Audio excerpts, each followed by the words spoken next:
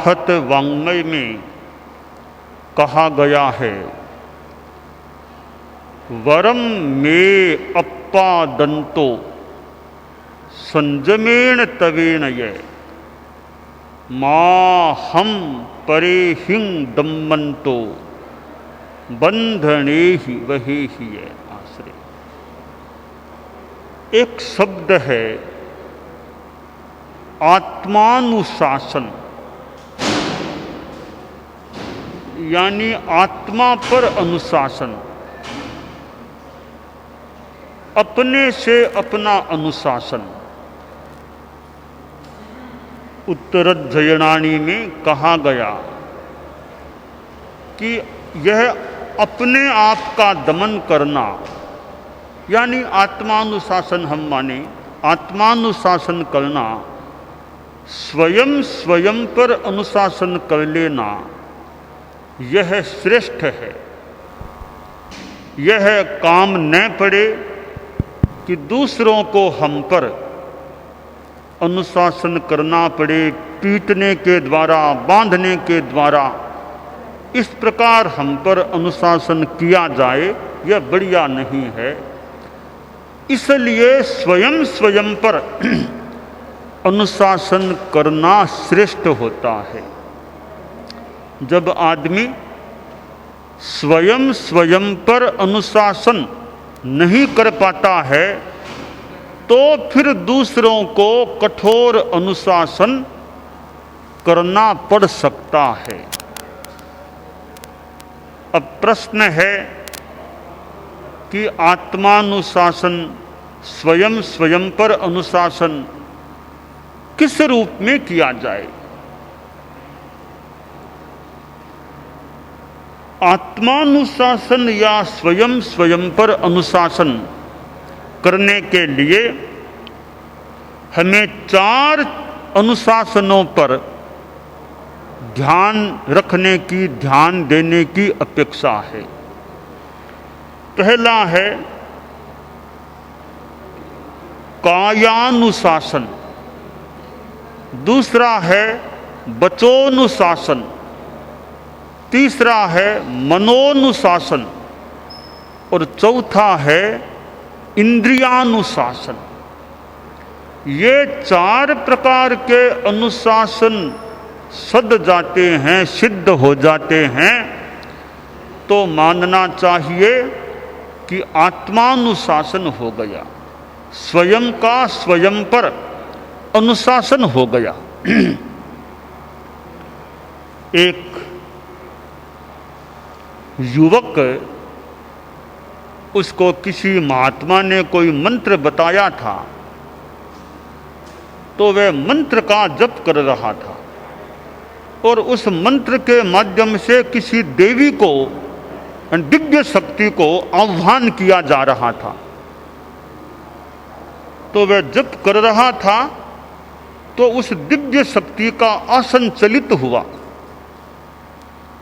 और दिव्य शक्ति ने ध्यान दिया कि मुझे कौन बुला रहा है। सोचा कोई आदमी बैठा है, मंत्र के द्वारा मुझे आह्वान करके बुला रहा है। दिव्य शक्ति वहाँ हाजिर हो गई। देव था, वह देव बोला, जी मैं हाजिर हूँ, बोलो मुझे क्यों याद किया गया, क्यों बुलाया गया है, क्या बात है, क्या काम है मेरे से? तो युवक बोला, जी मैं तो आपको वश में करना चाहता हूँ, आप मेरे वश में हो जाओ, फिर मैं जो चाहूँ सो काम आपसे कराता रहूँगा। तो मैं तो आपको वश में करने की साधना कर रहा हूँ, आप आ गए हैं, अब मेरे वश में आपको होना है। देवता ने उस आदमी को देखा, उसके हाव भाव, तौर तरीका आदि को देखा, तो सोचा मैं इसके वश में हो जाऊं, इसके लायक तो ये आदमी लगता नहीं है, और मैं हर किसी आदमी के वश में थोड़ा ही हो जाऊंगा। कोई महान साधक आदमी के मान लो वश में हो जाऊं, ये गृहस्थ आदमी, सामान्य सा आदमी, मैं इसके वश में क्यों हो जाऊंगा? इसमें साधना नहीं लग रही है। तो वह देव बोला कि बस में क्यों करना चाहते हो मुझे? कि फिर मैं जो चाहूँगा सो काम आपसे कराता रहूँगा, इसलिए बस में करना चाहता हूँ। अच्छा, मुझे बस में करना चाहते हो? हाँ, मैं आपको बस में करना चाहता हूँ। तो वह देव बोला कि एक बात बताओ, तुम जिस गांव में रहते हो उस गांव के लोग, वे तो मनुष्य हैं, हम तो देव हैं, वे तो तुम्हारी जाति के मनुष्य हैं, वे गांव के लोग तुम्हारे बस में हैं क्या? कि नहीं साहब, गांव के लोग तो कोई मेरा कहना नहीं मानते, न मेरी बात मानते। अच्छा, तो ये बताओ, तुम जिस मोहल्ले में रहते हो या कॉलोनी में रहते हो, उस मोहल्ले के लोग, कॉलोनी के लोग जो भी, वे सब तुम्हारे वश में हैं क्या? साहब, वे भी नहीं है। खैर, तुम जिस परिवार में रह रहे हो उस तुम्हारे परिवार के जो लोग हैं वे सब तो तुम्हारे कंट्रोल में है ना? नहीं साहब, वो तो मेरे कंट्रोल में कोई नहीं, मेरा बेटा भी मेरी बात नहीं मानता है, कोई नहीं मानता है मेरी बात को। अच्छा, तो एक बात बताओ, सबको छोड़ो, तुम्हारा अपना मन, तुम्हारी अपनी जबान, मन और जबान ये तो तुम्हारे कंट्रोल में है ना? कि साहब, मन तो बड़ा चंचल है, जबान से मैं तो कई बार बहुत ज़्यादा ही बोलता हूँ, ऐसा वैसा कुछ भी बोल देता हूँ साहब, कंट्रोल नहीं है मेरा तो। तब देवता ने कहा, भैया जरा सोचो, गांव तुम्हारे बस में नहीं, मोहल्ले या कॉलोनी के लोग तुम्हारे बस में नहीं, तुम्हारे खुद के परिवार के लोग तुम्हारे बस में नहीं, और तो क्या, तुम्हारी जबान तुम्हारे बस में नहीं, तुम्हारा मन तुम्हारे बस में नहीं, फिर तुम क्या देव शक्ति को, मेरे जैसे को बस में कर पाओगे? हमें इतना, मुझे बस में करना इतना आसान काम नहीं है। पहले खुद की जबान को बस में करो, पहले खुद के मन को तो बस में करो, बाद में मेरे को बस में करने की बात सोचना। तो आज तो मैं आ गया हूँ, तुमने सोचा, याद किया, किसी ने आ गया, आइंदा न तो मुझे यूँ याद करना, न इस मंत्र का पाठ करना, पाठ कर भी लिया अब मैं तुम्हारे पास आऊँगा भी नहीं। तुम्हें कहने के लिए आ गया हूँ कि पहले अपने आप को बस में करो, फिर मेरे को बस में करने की बात सोचना। तो आदमी दूसरों को बस में करने की बात सोचता है तो पहले खुद को बस में करने की बात भी सोचे। गुरुदेव तुलसी ने फरमाया, निज पर शासन फिर अनुशासन। तो निज पर शासन करो, फिर दूसरों को बस में करना, दूसरों पर अनुशासन करना, इस पर ध्यान दो। आत्मानुशासन के लिए खुद की जबान, खुद का मन, खुद का शरीर, खुद की इंद्रियां, इन पर अनुशासन करना अपेक्षित होता है। आदमी दूसरों पर हुक्म छांटना, दूसरों को अपने अनुशासन में रखना तो मान लो चाहता है, दूसरे मेरे अनुशासन में रहें, पर खुद दूसरों के अनुशासन में कितना रह सकता है, यह सोचने की बात है। हमारे संत लोग बैठे हैं और सोच लें कि मैं मुखिया बन जाऊं, अग्रणी बन जाऊं, या 2-3 संत मेरे नियंत्रण में रहें। ठीक है, कभी वो भी मान लो, कभी हो जाए। अभी यह सोचो कि मैं अपने अग्रणी के अनुशासन में हूँ या नहीं, मैं उनका विनय जो उचित है उसके रूप में उनका अनुशासन मानता हूँ या नहीं। कि खुद तो नहीं मानता, मैं दूसरों का अग्रणी बन जाऊँ, वो मेरे कंट्रोल में रहें। तो हमें एक बात याद रखनी चाहिए, न हुंती शीशा अशिष्य। जो खुद अच्छा शिष्य नहीं बनता है, या तुम्हारी भाषा में बोलूं, जो खुद अच्छा सहवर्ती नहीं बन सकता, वो अच्छा अग्रणी भी कितना क्या बन पाएगा। एक सोचने की बात है। खुद अच्छा शिष्य नहीं बन सकता, वो अच्छा गुरु कितना क्या बन पाएगा, सोचने की बात है। तो गुरु कोई बने न बने वो बाद की बात है, इतनी महत्व की आवश्यक बात नहीं। खुद अच्छा शिष्य तो बन सके, ये अर्हता तो आए कि मैं अपने मुखिया का, अपने अधिकारी का या अपने गुरु का अपने गुरु का अच्छा शिष्य बन करके रहूं। तो अच्छा शिष्य होता है वो अच्छा गुरु बनने के भी लायक बन सकता है। राजनेता आए और आचार्य जी के पास आए, उनसे कहा गया कि कुर्सी पड़ी है, आप कुर्सी पर, कोई दिक्कत नहीं है। तो राजनेता का नहीं नहीं मैं नीचे ही बैठूंगा। कि नहीं कोई कुर्सी है ना? कि नहीं नहीं हमारा नियम है, हमारा नियम है राजकुल का कि आचार्य हों, बड़े संत लोग हों, उनके सामने ऊपर नहीं बैठना। और जो गुरु संत आचार्य के सामने ऊपर बैठता है, ऊंचा बैठता है, वो आदमी नीचा हो जाता है। जो आचार्य गुरु संत लोग हैं उनके सामने जो गृहस्थ अपने सम्मान के लिए ऊंचा बैठता है, वो ऊपर बैठने वाला गृहस्थ, ऊंचा बैठने वाला गृहस्थ आदमी वो नीचा बन जाता है। इसलिए मैं ऊपर नहीं बैठता संतों के सामने। यानी दूसरों के नीचे रहना, अनुशासन में रहना। तो हम दूसरों पर अनुशासन करना चाहें उससे पहले दूसरों पर तो अनुशासन करें न करें, करने का मौका मिले न मिले, खुद पर अनुशासन तो हर आदमी कर सकता है, करना भी चाहिए। तो वह खुद पर अनुशासन करना वह आत्मानुशासन हो जाता है। तो अच्छा शिष्य होता है वो अच्छा गुरु बनने के कुछ अंशों में लायक बन सकता है। खेतसी जी स्वामी हमारे धर्म संघ के एक विशिष्ट मुनिवर हुए हैं। आचार्य भिक्षु के युग में दीक्षित हुए मुनि श्री खेतसी जी स्वामी कितने वे सेवा भावी रहे होंगे, कितने विनय भावी रहे होंगे। और एक समय आया कि उनको आचार्य पद के लायक भी मान लिया गया, ऐसा लगता है।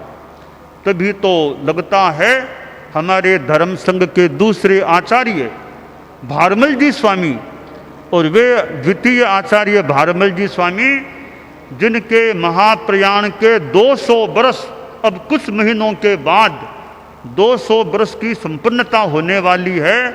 विक्रम संमत 1878 में माघ महीने में उनका महाप्रयाण हुआ था।